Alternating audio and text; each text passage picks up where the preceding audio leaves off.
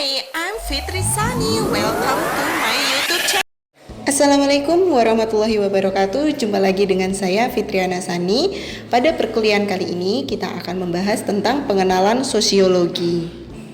Diharapkan dengan perkuliahan ini kalian mampu menjelaskan sosiologi meliputi pengertiannya, objek kajiannya, ruang lingkup kajiannya, fungsinya, serta mampu menjelaskan posisi dan kedudukannya sebagai ilmu. Istilah sosiologi pertama kali dikenalkan oleh Auguste Comte, seorang filosof asal Prancis pada tahun 1839. Menurut Comte, sosiologi berarti berbicara mengenai masyarakat. Namun di kalangan para ilmuwan atau sosiolog terdapat perbedaan pendapat dalam mendefinisikan istilah sosiologi. Menurut Pitirim Asorokin, sosiologi merupakan studi untuk mempelajari hubungan dan pengaruh timbal balik di antara aneka macam gejala sosial atau antara gejala sosial dan non-sosial, serta ciri-ciri umum semua jenis gejala sosial. Selanjutnya, menurut Roger dan Warren, sosiologi merupakan ilmu yang mempelajari hubungan antara manusia dalam kelompok-kelompok.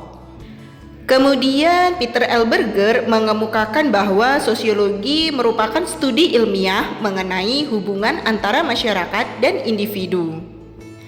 Sementara Selo Sumarjan dan Sulaiman Sumardi, yaitu tokoh dari Indonesia, menyatakan bahwa sosiologi merupakan ilmu masyarakat yang mempelajari struktur sosial dan proses-proses sosial, termasuk perubahan-perubahan sosial.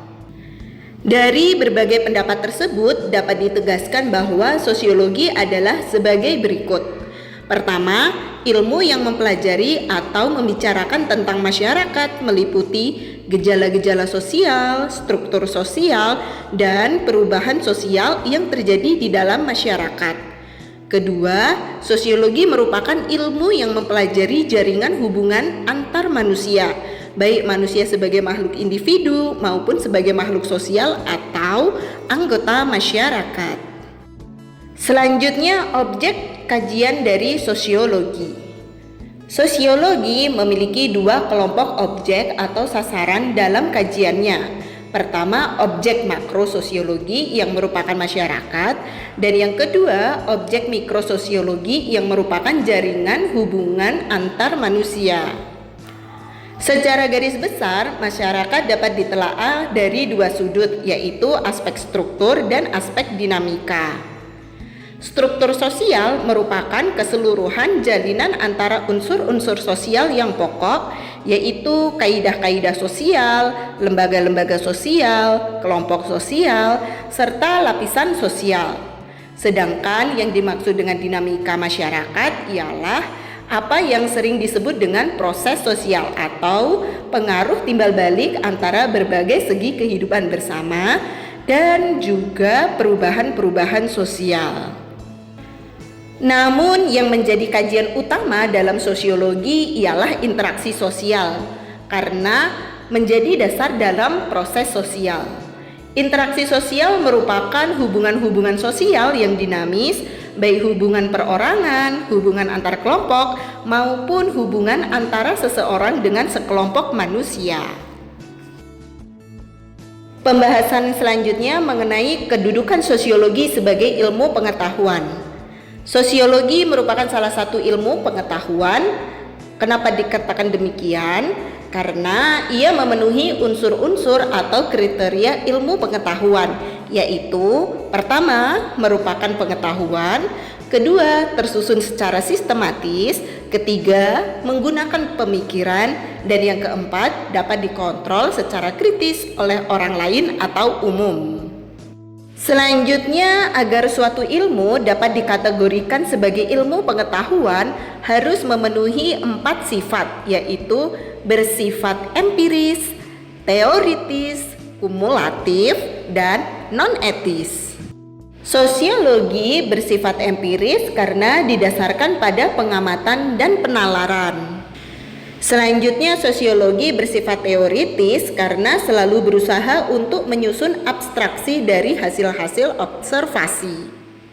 Abstraksi tersebut merupakan kerangka unsur-unsur yang tersusun secara logis serta bertujuan untuk menjelaskan hubungan-hubungan sebab akibat hingga terjadi teori.